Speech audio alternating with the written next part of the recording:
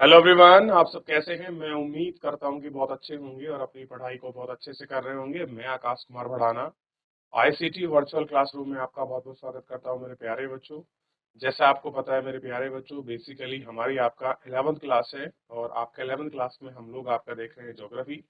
Lesson number 8 है हमारा और लेसन नंबर 8 में हम पढ़ रहे हैं सौर विकिरण और ऊष्मा संतुलन तथा तापमान। तो कल हमने आइसोलेशन के बारे में पढ़ा कि आपका सौर विकिरण क्या होती है, बजट बैलेंस क्या होता है और आज हम टेम्परेचर को भी देखेंगे। सारी चीजें थी, बड़ी महत्वपूर्ण थी। मैंने आपको एक एक करके हर एक बिंदु को पढ़ाने की और अच्छे से समझाने का प्रयास किया है ताकि सारी चीजें आपके बहुत अच्छे से क्लियर हो जाएं और कंसेप्चुअल आपकी कोई भी ऐसी प्रॉब्लम ना रहे। तो इसलिए मैंने सब चीजों को आपको ध्यान समझा। सबसे पहले मैंने आपको एटमॉस्फेयर के बारे में बताया क्योंकि हम पिछले चैप्टर में हम वायुमंडल को पढ़ चुके थे। ठीक है, किन किन गैसों का मिश्रण है, कौन कौन सी गैसें हैं और किन किन परसेंटेज में। मैंने 5 इंपॉर्टेंट गैसें भी लिखवा दी थी, कुछ अन्य गैसें भी हैं, ये आपको ध्यान रखना था। ठीक, ये सारी पढ़वाने के बाद मैंने आपको वायुमंडल के विषय में बताया कि आपका बेसिकली वायुमंडल है क्या। तो ये सारी चीजें देखने के बाद हमने ऊर्जा पर लगभग अपना संपूर्ण भाग जो आपका सूर्य का है, किस तरह से वो अंतरिक्ष से हीट देता है और कैसे हम कितनी जो उसका प्रकाश है कैसे हम रिफ्लेक्ट करते हैं एक स्थान से दूसरे स्थान पर, जो आपकी ऊर्जा जाती है वो किस माध्यम से जाती है, ये भी हमने देखा। जैसे हम पढ़ रहे थे सौर विकिरण के बारे में, सौर विकिरण से जो सूर्य की जो किरणें आती है वो कैसे आती है, आपका लघु तरंगिक तरंग के रूप में आते हैं। हम इसको कहते हैं लघु पार्थिव विकिरण भी हम लोग इसको कहते हैं। तो लघु के रूप में आती है और आइसोलेशन से होता है, सूर्य ताप प्राप्त होता है, भू आभू होता है। और हमने साथ में क्या पढ़ा, मैंने आपको बताया दो कंडीशन होती हैं। एक वो कंडीशन है कि जब पृथ्वी सूर्य के निकट होती है, एक वो कंडीशन है जब पृथ्वी सूर्य से दूर होती है। जब पृथ्वी सूर्य के सर्वाधिक दूर कब होती है बच्चों, तो 4 जुलाई को सर्वाधिक दूर होती है, तो इसे अपहीलियन यानी कि अपसोर कहते हैं। और ऐसी कंडीशन है आपका जो है 4 जुलाई, और 4 जुलाई को क्या होती है पृथ्वी, 4 जुलाई को सबसे दूर होती है तो इसलिए अपीलियन। और 3 जनवरी को पृथ्वी सबसे पास होती है। क्या होती है, 3 जनवरी को पृथ्वी सबसे ज्यादा पास होती है।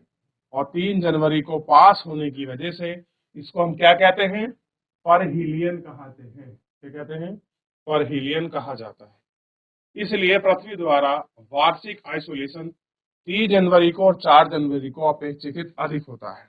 फिर भी सूर्य तप की विभिन्नता का प्रभाव कारक जैसे स्थल और स्थल समुद्र के विकिरण और समतल के परिसंचरण को कम हो जाता है, इन सारी चीजों का आपको कम करता है। यही कारण है कि सूर्य तप की विभिन्नता में होने वाले प्रतिदिन मौसम परिवर्तन को अधिक प्रभावित डालता है।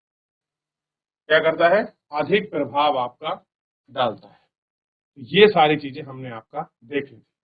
पृथ्वी की सतह पर आइसोलेशन से विभिन्नता, जो पृथ्वी की सतह है उसकी सतह पर कैसे आइसोलेशन होता है, क्या सारी चीजें हैं, इनको हमको आपका देखना है। और पृथ्वी पर जो आपकी सतह है उस पर सूर्य ताप अलग अलग क्यों पाया जाता है, तो पहला कारण हमने पढ़ा सूर्य से अपने अक्ष पर घूमना। दूसरा हमने कारण पढ़ा आपका इसी में सूर्य की किरण का नीति कोण। फिर हमने पढ़ा सूर्य की अवधि, वायुमंडल की पारदर्शिता और स्थल विन्यास। और हम इन दो कारकों पर हम लोग आपका इसमें बात करेंगे। ठीक है, और हमने ये भी तय किया ये इन तथ्यों पर पृथ्वी का अंश चारों ओर परिक्रमा करता है, 66 का हाफ का कोण बनाता है, जो अधिकांश हमको प्राप्त होते हैं सूर्य तप की मात्रा को बहुत प्रभावित करता है। सूर्य तप की मात्रा को प्रभावित करने वाला दूसरा कारक आपका नीति कोण है, अंश पर निर्भर करता है। अंश जितना उच्च होगा ध्रुवों की मात्रा उतनी नीति होगी, कम सीधी पड़ती है। इन किरणों को हम लोगों ने आपका देख चुका है, क्लियर है। कर्क रेखा मकर रेखा पर अलग अलग होता है, विषुवतीय रेखा पर जो ताप है सूर्य ताप है वो हमको कम प्राप्त होता है। अगर यहाँ आप वार्षिक तापांतर देखोगे तो आपको कम मिलेगा क्योंकि यहाँ दोपहर के बाद वर्षा होने की वजह से जो वार्षिक तापांतर है उसमें आपको गिरावट नजर आती है। ठीक, कर्क रेखा और मकर रेखा का बीच का क्षेत्र उष्ण है और जो उसके पास के ऊपर है वो शीत है। और वहां पर सूर्य की किरणें कैसी पड़ती, तिरछी पड़ती हैं। और तिरछी करने की वजह से वहां पर कम जो उनको ऊर्जा है वो आपका प्राप्त होती है। क्या होती है, कम ऊर्जा आपको प्राप्त होती है। उन्हीं को कम ऊर्जा प्राप्त होने की वजह से ये सारी चीजें आपको देखने के लिए मिलती है।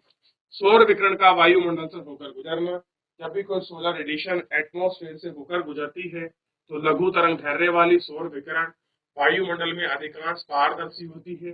पृथ्वी की सतह पर पहुंचने पर सूर्य की किरणें वायुमंडल से होकर गुजरती हैं। क्षोभ मंडल में जलवाष्प, ओजोन तथा अन्य किरणें, जिनको हम क्या कहते हैं, आपका इंफ्रारेड आपका रेडिएशन होता है, जो आपका गुजरती रहती है।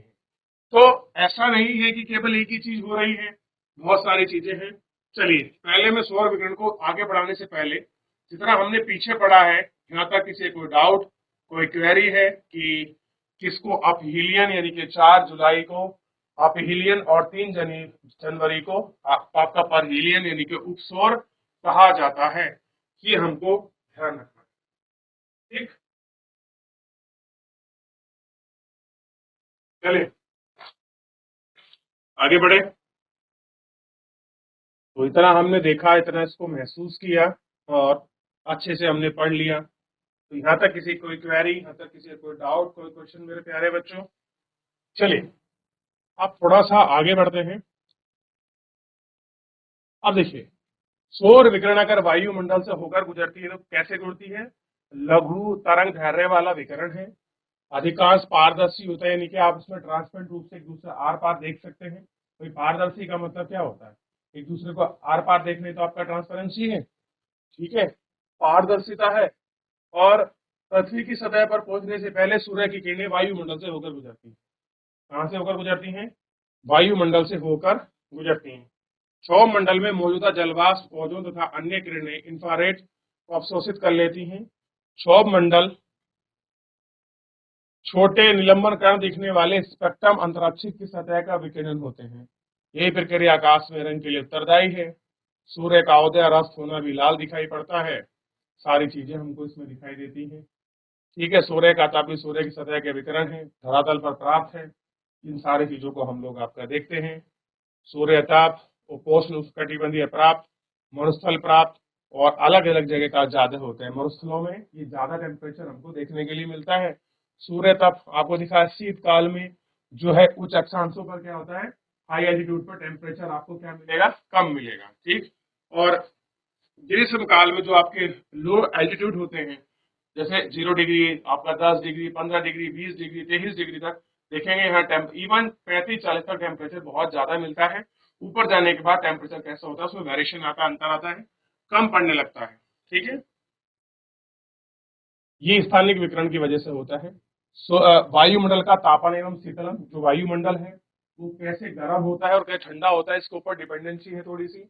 वायु के गर्म और ठंडा होने के अनेक तरीके हैं। प्रवासी सौर विकिरण से होने के बाद भारत की सतह पर निकट स्थलीय वायुमंडल परत में दीर्घ वितरण के रूप में संचरण करता है और धीरे धीरे संपर्क में आकर गर्म हो जाता है। वायुमंडल ऊपरी परतें गर्म हो जाती हैं। इस प्रक्रिया को कंडक्शन कहते हैं। देखिए, होता क्या है, जब एक परत दूसरी परत को गर्म करती है, ध्यान दीजिए क्या कह रहे हैं, सौर विकिरण गर्म होने के बाद पृथ्वी सतह के निकट आकर वहां परतों के दीर्घ रूप में परिवर्तित हो जाता है। पृथ्वी के संपर्क में आने पर धीरे धीरे गर्म होता है। निचली परतों के संपर्क में आने पर वायुमंडल की ऊपरी परत गर्म हो जाती है। इस प्रक्रिया को संचालन कहा जाता है। जब धीरे धीरे ऊपर की परत नीचे के साथ ऊपर की परत गर्म हो जाती है, उनको संचालन, कंडक्शन कहा जाता है। संचार तभी होता है जब आसमान वाले दो पिंड एक दूसरे के संपर्क में आते हैं। गर्म पिंड से ठंडे पिंड की ओर ऊर्जा का प्रवाह होता है। ऊर्जा का स्थानांतरण तब होता है जब दो पिंडों का तापमान एक समान नहीं होता है, अर्थात संपर्क टूटता नहीं। कैसा है, संपर्क टूटता नहीं। वायुमंडल की निचली परतों को गर्म करने का को क्या कहते हैं, चालन यानी कि कंडक्शन कहा जाता है।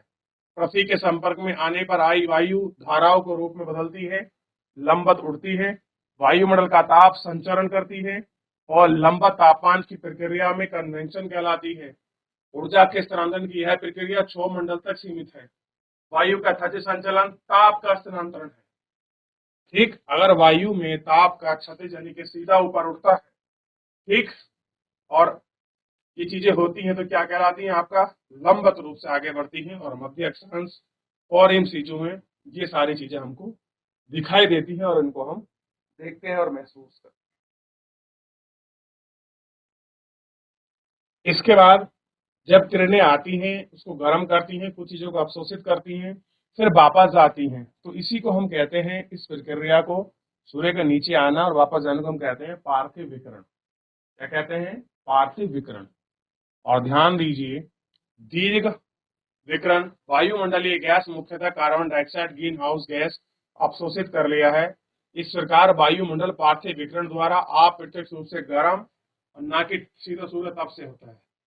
तुरंत वायुमंडल विकिरण द्वारा ताप को अंतरिक्ष में संचरित कर देता है। इस प्रकार सतह को वायुमंडल में ताप में स्थिर रखा जाता है। कैसे रखते हैं? तो बिल्कुल कांस्टेंट रखा जाता है। तो 2 लेक्चर का कल मैंने आपको रिवीजन कराया, क्योंकि इसको रिवीजन कराना बहुत जरूरी था। अब हम आगे बढ़ेंगे। अभी तक जितना आप लोगों ने घर से पढ़ा है, देखा है, कोई डाउट, कोई क्वेरी, कोई क्वेश्चन किसी मेरे प्यारे बच्चे का हो तो आप मुझसे पूछ लीजिए मेरे प्यारे बच्चों। किसी का कोई डाउट, किसी कोई क्वेरी, कोई क्वेश्चन हो चैप्टर संबंधित, आइसोलेशन में, आपको कंडक्शन में, सनमैन में कोई चीज ऐसा हो जो आपका समझ ना आई है तो मुझसे पूछ सकते हैं आप।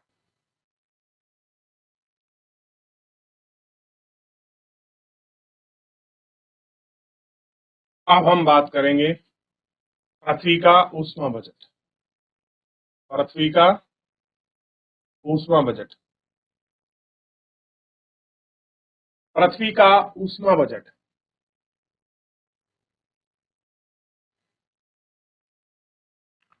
चित्र 8.2 में पृथ्वी के ऊष्मा बजट को दर्शाया गया है। पृथ्वी ऊष्मा का ना तो संचय करती है ना ही ह्रास करती है। संचय का मतलब होता है ना उसको बनाती है ना उसको हाथ नष्ट करती है। ठीक है, अब्जॉर्ब भी नहीं कर सकती, नष्ट भी नहीं कर सकती। अपने ताप को स्थिर रखती है। ऐसा तभी संभव है जब सूर्य के विकिरण द्वारा सूर्य ताप के रूप में ऊष्मा एवं पार्थिव विकिरण द्वारा अंतरिक्ष में संचरित ताप बराबर हो।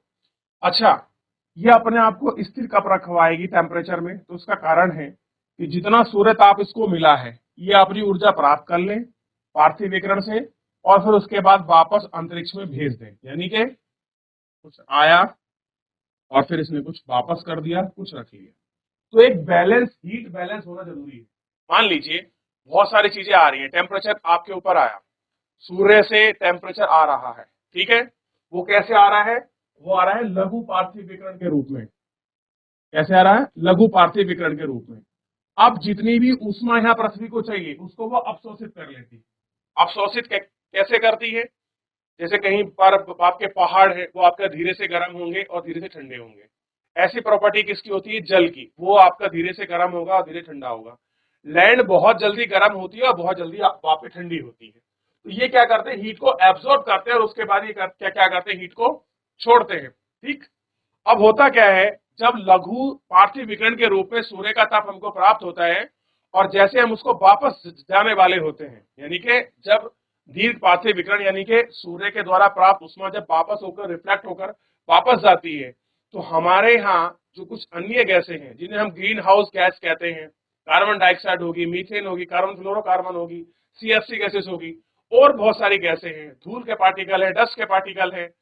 जब ये वापस जारी होती है तो ये सारे पार्टिकल के अणु, ये गैस कण क्या करते हैं? उस हीट को एब्जॉर्ब कर लेते हैं। क्या कर लेते हैं? एब्जॉर्ब कर लेते हैं। और एब्जॉर्ब करने की वजह से जितनी हीट आपका वापस रिफ्लेक्ट होनी चाहिए थी वो रिफ्लेक्ट नहीं हो पाती है और हमारे यहाँ पृथ्वी गर्म हमको महसूस होती है, हीटअप दिखाई देती है। कैसी मिलती देखने के लिए? हीटअप के रूप में हीट आपका दिखाई देती है। अगर जितना आया और जितना गया अगर वो बैलेंस बना रहेगा तो पृथ्वी का अपना एक टेम्परेचर जो था मेंटेन, वो आपका मेंटेन रहेगा। यही कारण है कि बार बार हमको सभी आपके पर्यावरण क्या कह रहे हैं कि पृथ्वी को टेम्परेचर को मेंटेन करिए। वो क्या बात कर रहे हैं? वो इसी की बात कर रहे हैं कि जो आपका पृथ्वी का तापमान है वो अपने आप को मेंटेन रखे। क्लियर है? मेंटेन क्यों नहीं रख पा रही है? क्योंकि जो आपका दीर्घ पार्थिव विकिरण वापस जानी चाहिए वो नहीं जा रही है। इसकी वजह से हमारे यहाँ क्या हो रहा है, जो टेम्परेचर को आपके बराबर रखने की बात थी वो नहीं जा रही है, क्योंकि टेम्परेचर वापस आपका रिफ्लेक्ट नहीं हो रहा है। और कल मैंने आपको यही सारी चीजें आपको लघु पार्थिव विकिरण और दीर्घ पार्थिव के विकिरण के रूप में आपको समझाया था कि कैसे आती है, कैसे जाती है, कितना वो बादलों से रिफ्लेक्ट करती है, कितना पृथ्वी से रिफ्लेक्ट हो जाता है, कितना अंतरिक्ष उसको वापस भेज देता है और कितना यहाँ अवशोषित होने के बाद वापस जाती है। आप देखते होंगे गर्मियों के दिनों में आपने बड़ा अच्छे से महसूस करा होगा, दिन में पहाड़ बहुत, मतलब आप देखिए धूप निकली पहाड़ों की बता रहा हूं मैं आपको, वहां होता है गर्म, धीरे धीरे धीरे धीरे गर्म होता है और लगभग 2:30-3-4 बजे तक बहुत गर्म हो जाता है। क्लियर है? लेकिन रात में 2-3 बजे का एक ऐसा टाइम आता है जब आपको चादर ओढ़नी पड़ती है गर्मियों के दिनों में। क्यों? क्योंकि जब पत्थर पूरा जो अपनी हीट है वो उसको रिलीज कर देता है, तो रिलीज कर देगा तो क्या हो जाता है, वो पूरा क्षेत्र आपका ठंडा हो जाता है। ये प्रोसेस आपका फॉलो होती है और जिसकी वजह से आप देखेंगे वहां हमको रात में भी, गर्मियों के दिनों में भी आपको सर्दी महसूस होने लगती है, ठंड सी लग रही है, क्योंकि हीट को वो वापस भेज रहे थे। क्लियर है? जब तक हीट रहेगी, आपका गर्म रहेगा टेम्परेचर, तो आपको क्या होगा, सर्दी महसूस नहीं होगा, गर्मी महसूस होगी। इस वजह से क्या कहते हैं कि आप पृथ्वी के टेम्परेचर को मेंटेन रखिए, बनाए रखिए। कैसे? अब एक परसेंटेज के रूप में दिखाया, दोबारा थोड़ा इसको समझ लेते हैं।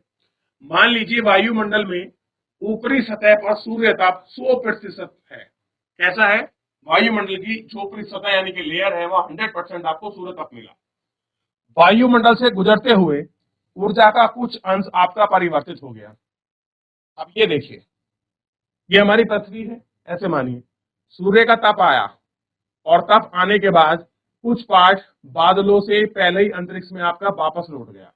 दिखा था ना कि 6% पहले ही आपका रिफ्लेक्ट हो जाता है। ये देखिए, एक बार दिखाऊंगा, ध्यान रखना। अंतरिक्ष से कितना आपका प्रेग्नेंट हो गया, 6% पहले ही लौट गया, यानी कि सूर्य से निकला, वहां टकराया, पृथ्वी पर पहुंचा भी नहीं है, 6% रिफ्लेक्ट हो गया। 27% कहां से रिफ्लेक्ट होता है? बादलों से। 2% पृथ्वी कर देती है, ठीक। 14% वायुमंडल अवशोषित करता है, 17% प्रक्रिया इसको रखती है। उस बादलों में नीचे की तरफ 24% आ जाता है। तो यही मैंने आपको बताया कि कुल मिलाकर इतना सारा ऐसा पार्ट है जिनको पृथ्वी अवशोषित करती है और लगभग 65% भाग को वो वापस रिफ्लेक्ट करती है। ये मैंने आपको दिखाया था। क्लियर है? अब देखिए कितना है, 100% है। अब वायुमंडल से गुजरते हुए ऊर्जा का कुछ अंश परिवर्तित, विकिरणित और अवशोषित हो जाता है। कुछ को रिफ्लेक्ट करती है, कुछ को अवशोषित कर लेती है। इस तरीके से आपका होता है। केवल शेष भाग ही पृथ्वी की सतह तक पहुंचता है, यानी कि बचा हुआ भाग ही कहां पहुंचेगा? अर्थ पर। ये मत सोचना कि जितना सूर्य का हमें किरणें मिल रही टोटल हमको मिल जाती है, नहीं। आप देखिए लगभग लगभग 65% तो वापस रिफ्लेक्ट ही कर देता है। और फिर उसके बाद हमारे पास क्या है? ओजोन परत। और कहां पर है? समताप मंडल में। ओजोन परत का समताप मंडल में होने से हानिकारक अल्ट्रावायलेट जो भी बाकी किरणें होती हैं उनको वापस मोड़ देती है। और जो हमको प्रकाश प्राप्त होता है वो कैसे प्राप्त होता है? छन कर। क्लियर है? हानिकारक किरणें हमको प्राप्त होती ही नहीं है, ठीक। अब देखिए 100 इकाई में से 35 इकाई पृथ्वी की धरातल पर पहुंचने से पहले ही अंतरिक्ष में परिवर्तित हो जाता है। 35% तो ऐसा है जो अंतरिक्ष में ही ऊपर चला गया। सोच के देखिए, 100% में से पहुंचा ही नहीं पृथ्वी में, उससे पहले रिफ्लेक्ट कर दिया। कितना बचा? 65%। 100% में से मान लीजिए 100 यूनिट आ रही है। आप प्रतिशत को मत सोचिए, ऐसे सोचिए जो हमको सूर्य ताप प्राप्त हो रहा था पृथ्वी पर, वो कितना था? 100 यूनिट था। 100 यूनिट, 100 किलोग्राम, 100 किलोवाट, जो आपको मानना मान लीजिए समझने के लिए। उसमें से आपका 35 यूनिट ऐसी है जो आपका पृथ्वी पर यहां पहुंचने से पहले यहां से ही वो आपका बीच में से रिफ्लेक्ट होकर वापस चला गया। तो पृथ्वी पर कितना आएगा? 65%। कितना आएगा? 65% को ही एब्जॉर्ब करेगी ना तो पृथ्वी। अब देखिए 27 बादलों की ऊपरी छोर तथा 2% पृथ्वी की इकाई हिमचालित से वहां से परिवर्तित हो जाता है। 27% कहां से? बादलों से बदल जाता है, ठीक। 2% पृथ्वी का जो आपका हिम है, यानी कि जो बर्फ पड़े हैं, वहां से रिफ्लेक्ट होकर वापस चला जाता है। आप देखिए कभी आपको, जब आपके यहाँ ताजी ताजी आपकी बर्फ पड़ती है तो एक आध दिन तो कुछ नहीं होता, लेकिन जब वो अच्छी मोटी लेयर बन जाती है ना, और जब सूर्य की किरण पड़ती है, तो जब आपका सूर्य की किरण पड़ रही हो आप उसको देखिएगा, आपकी आंख में चुभती है। वो कारण है क्योंकि वो रिफ्लेक्ट हो रही होती है, इस वजह से वो आपकी आंख को या आपको देखने में दिक्कत पैदा करती है। तो सूर्य से भी अगर आप देखेंगे, और क्वेश्चन ये भी बनता है कि सबसे ज्यादा रिफ्लेक्शन यानी कि जो प्रकाश आता है कौन वापस करता है अच्छी जल्दी, तो आप देखेंगे सबसे ज्यादा वापस करती है बर्फ। ये बर्फ पर सूर्य किरण पड़ती है और वो वापस आपका ऊपर की तरफ मुड़ जाती है। तो 2% का हो गया आपके हिम आच्छादित में। लौट जाती है और सौर विकिरण परिवर्तित मात्रा को पृथ्वी का एल्बिडो कहते हैं। क्या कहते हैं? एल्बिडो। एल्बिडो क्या है? जिस सूर्य की किरण चाहे आपके पर्वत पर, आपके पठार पर, आपके मैदान पर, आपके जल पर कहीं भी पड़ी तो पड़ते समय एक कोण बनाती है और उसी कोण को कहते हैं एल्बिडो। और प्रश्न पूछा जाता है कि पृथ्वी पर एल्बिडो सर्वाधिक कहां देखने को मिलता है? तो जितने भी आपके बर्फ वाले क्षेत्र हैं, पहाड़ों से बर्फ से ढके पहाड़ों पर एल्बिडो पृथ्वी पर सर्वाधिक पाया जाता है। ये आपको ध्यान रखना है। तो एल्बिडो क्या है? सौर विकिरण को, इसे परावर्तित की मात्रा को पृथ्वी का एल्बिडो कहते हैं। ये हमारी पृथ्वी थी। यहां से जो आपका सूर्य का प्रकाश टकराया और टकराकर जो वापस जा रहा है, ठीक, ये किस कोण से जा रहा है? इसी को कहते हैं एल्बिडो। आपतन को क्या कहते हैं? एल्बिडो। अब देखिए, 35% को छोड़कर, अब 35 तो आपको क्लियर हो गया, वापस हो गया था। बाकी 65% को सोर्स को अवशोषित करती है। भाई 35% तो कहां से हो गया? बादलों में से पहले रिफ्लेक्ट हो गया। अब मैंने कहा था कि 65% कहां आएगा? नीचे आएगा। तो उसमें से आप देखिए 65 में से क्या होगा? 14% वायुमंडल में, 51% पृथ्वी की धरातल पर पृथ्वी का अवशोषण है और 51 यानी 51 को पुनः पार्थिव विकिरण के रूप में लौटा दिया जाता है। यानी कि 65 में से 14% वायुमंडल सोख लेता है और 51% किस पे पहुंचता है? लैंड पे। और लैंड क्या करती है? उस पूरे 51 को क्या कर देती है? पार्थिव विकिरण के रूप में लौटा देती है, यानी कि उसको पूरा वापस कर देती है। 50% कहां आया था? पृथ्वी पर। उसने क्या कर दिया? पार्थिव विकिरण के रूप में उसको लौटा देती है, पुनः उसको वापस भेज देती है। इससे 17 इकाई सीधे अंतरिक्ष में चली जाती है। जो वापस कर रहे थे कितना? 51%। इसमें से आपका 17 इकाई कहां चली जाएगी? सीधी आपका अंतरिक्ष में चली जाती है। और इसी में फिर कितना 65 में तो जो आपका 65 था जो वापस जाना था, उसमें 14 वायुमंडल में और आपका 51 दोबारा समझा रहा हूं पृथ्वी पर। और पृथ्वी इसको क्या करती है? पूरे को रिफ्लेक्ट करती है। और रिफ्लेक्ट करते समय पृथ्वी से आप अब मान लीजिए ये हमारी लैंड है, लैंड से कहा आ गया? ऊपर आ गया, रिफ्लेक्ट कर रही है। तो 17% सीधा कहां चला गया? अंतरिक्ष में। उसके बाद 34% ऐसा है, 34% जो कहां रुकेगा? आपका वायुमंडल में पहुंच जाएगा, एटमोस्फेयर में रुक जाएगा। और 6% स्वयं वायुमंडल, 9 आपका 9 इकाई, आप इसको परसेंट मानिए, यूनिट मानिए, संवहन के जरिए, कंडक्शन होता है ना, इस तरीके से हवा चलती है कंडक्शन में ऊपर की तरफ, ठीक है। तो संवहन के जरिए 19 इकाई संघनन की गुप्त ऊष्मा के रूप में, यानी कि 90% लेटेंट हीट के रूप में वायुमंडल द्वारा 48 इकाई को अवशोषित कर देती है। यही वापस 100% बन जाएगा, इकाई के रूप में अवशोषित होती है। और 14 इकाई सूर्यताप और 34 इकाई पार्थिव विकिरण की जाती है। सौर विकिरण विकिरण के द्वारा भी वहां पृथ्वी को वापस लौटा देता है।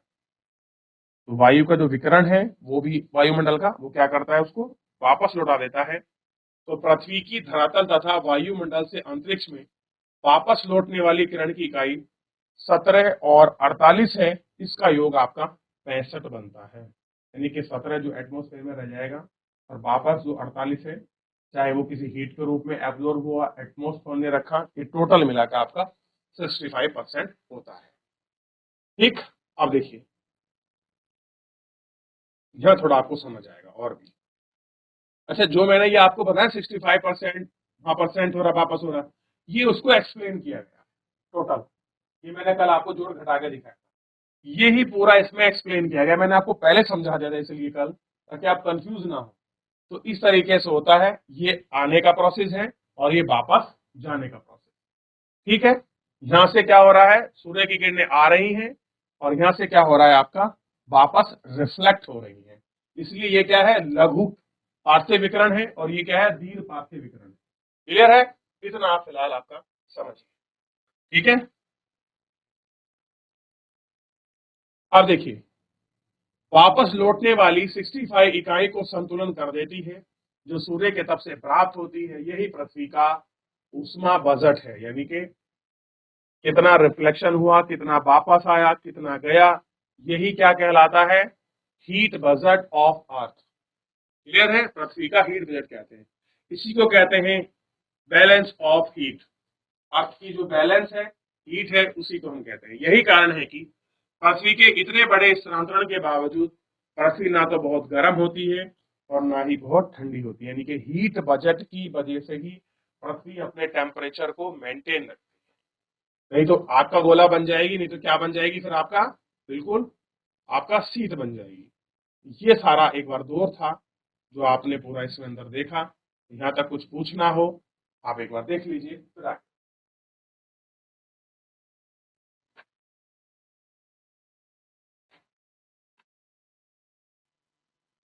चलिए अब बात करेंगे पृथ्वी की सतह पर कुल ऊष्मा बजट में विभिन्नता। जैसे कि पहले व्याख्या की जा चुकी है, पृथ्वी के सतह प्राप्त विकिरण की मात्रा में विभिन्नता पाई जाती है। पृथ्वी के कुछ भागों का विकिरण संतुलन में अवशोषित पाया जाता है, परंतु कुछ भागों में ऋणात्मक संतुलन होता है। चित्र 8.3 में वायुमंडल तंत्र का शुद्धिकरण के अक्षांश विभिन्नता को दर्शाता है। कुछ कुछ शुद्ध विकिरण से अवशोषित 40 उत्तरी एवं दक्षिणी को अधिक है, परंतु ध्रुवों के पास कमी पाई जाती है। उष्णकटिबंधीय क्षेत्रों से प्राप्त ऊर्जा ध्रुवों की ओर पुनर्वितरित होती है। फलस्वरूप उष्णकटिबंधीय ताप संचरण के कारण बहुत अधिक गर्म नहीं होता है और न ही उच्च अत्यधिक आपका ठंडी कारण पूरी तरह जमे होते हैं। ऐसा नहीं कि पूरी तरह से आपका सारी चीजें जम जाती है। बात करते हैं टेम्परेचर की, तापमान की। वायुमंडल एवं भूपृष्ठ के साथ सूर्य तप की अंत्यक्रिया द्वारा ऊष्मा तापमान के रूप में मापा जाता है, जहां ऊष्मा किसी पदार्थ के कणों के अणु की गति को दर्शाती है। सूर्य ताप के स्थान को गर्म या ठंडा होने की डिग्री में मापते हैं। मान लीजिए, चलिए एक बार दोबारा समझते हैं। वायुमंडल एवं भूपृष्ठ, भूपृष्ठ का मतलब समझते हो? पृथ्वी का जो ऊपरी परत है उसको कहते हैं भूपृष्ठ। यह है कि साथ सूर्य तप की जो अंतःक्रिया है, उसको गर्म ठंडा करना, जो सारी प्रोसेस है, जनित ऊष्मा तापमान के रूप में मापते हैं। क्या करते हैं? उसको हीट टेम्परेचर के रूप में उसको मेजरमेंट करते हैं। ऊष्मा वहां किसी पदार्थ कण के अणु की गति को दर्शाती है। हीट क्या करती है? कोई ऐसा पार्टिकल है, उसकी जो आपकी मोमेंटम है, जो उसकी गति है, स्पीड है, उसको मेजर करती है। ठीक है? वह तापमान किसी पदार्थ या स्थान को गर्म या ठंडा होने की डिग्री को मापता है।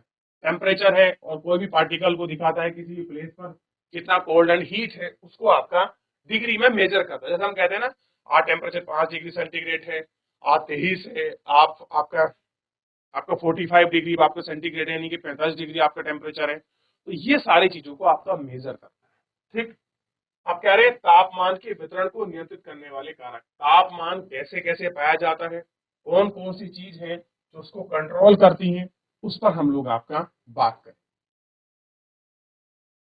किसी भी स्थान पर वायु का तापमान निम्नलिखित कारकों द्वारा प्रभावित होता है।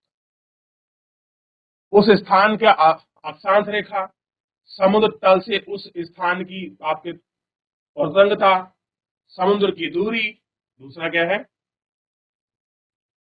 उस तल से उस स्थान की तुंगता, समुद्र से उसकी दूरी, और आपका वायु सहित आपका परिसंचरण, कोस्ट और ठंडी महासागरीय धारा को द्वारा, और स्थानीय कारक। ये सारे फैक्टर क्या हैं? इन सारी चीजों को लेकर वेरी करते हैं।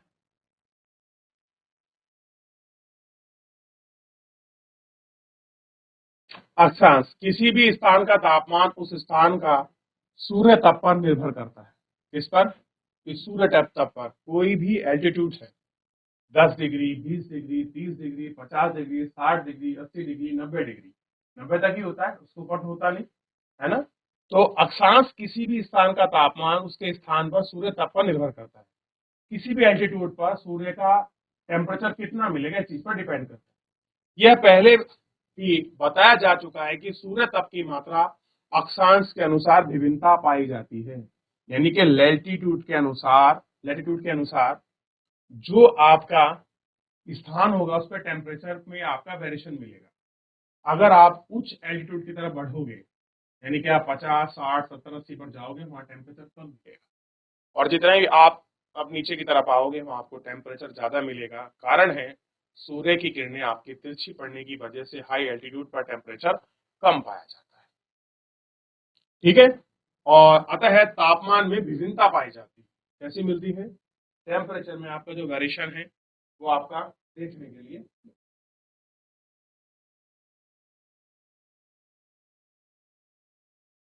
अब है तुंगता, एल्टीट्यूड। ऊंचाई के आधार पर भी क्या होता है? टेम्परेचर में वेरिएशन। वायुमंडलीय पार्थिव विकिरण द्वारा नीचे की परतें पहले गर्म होती हैं। कैसे गर्म होगी? मान लीजिए 1, 2,